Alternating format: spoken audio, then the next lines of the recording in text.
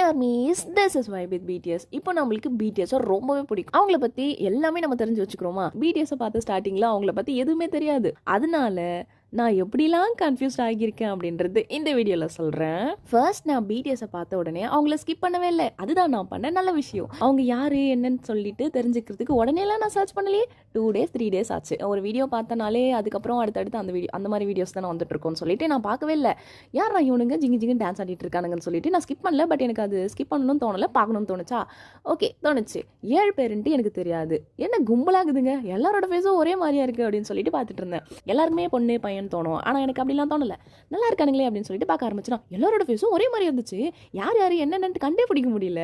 அப்படியே ஒரு 3 days 2 days ஆற போட்டிருந்தேன். இவங்க பேர் என்னன்னு தெரிஞ்சுக்கணும் அப்படின்னு சொல்லிட்டு.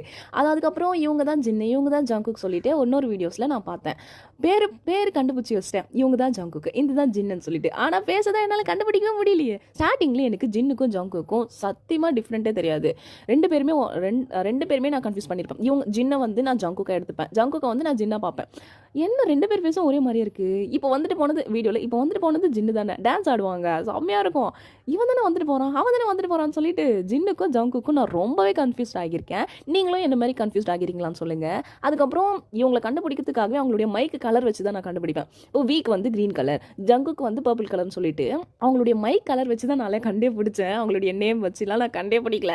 இம்பார்ட்டண்டாக என்ன விஷயத்த சொல்லுவேன் அப்படின்னா, ஜின்னை நம்ம பார்த்தாலே போதும், வேர்ல்டு வைட் ஆன்சம் சொல்லிட்டு டைலாக் விட்டுருவாரு. ஓகே இதுதான் ஜின்னு, ஃபேஸை நல்லா பார்த்துக்கிட்டோம், வேர்ல்டு வைட் ஆன்சம்னாலே நம்ம ஜின்னு தான் அப்படின்னு சொல்லிட்டு. அப்புறம் ஜங்குக்கு இன்டர்நேஷனல் ப்ளே பாய்ன்னு சொல்லிட்டு, ஐயோ அந்த டைலாக்லாம் சொல்லவே வேணாம், அங்கேயே ஃப்ளாட்னாலாம் அந்த மாதிரி ஒரு டைலாக் விட்டுட்டு குழந்தையாட்டம் வந்துட்டு இருக்குமா, அதிலே நான் கண்டுபிடிச்சிட்டேன் இதுதான் ஜங்குக்கு சொல்லிட்டு. நான்லாம் இப்படி தான் ஜங்குக்கும் ஜின்னுக்கும் டிஃப்ரெண்ட்டை கண்டுபிடிச்சேன். மேக்ஸிமம் வி எனக்கு தனியாக தெரிஞ்சோம், அவ்வளோ அழகாக. ஃபர்ஸ்ட் எனக்கு வி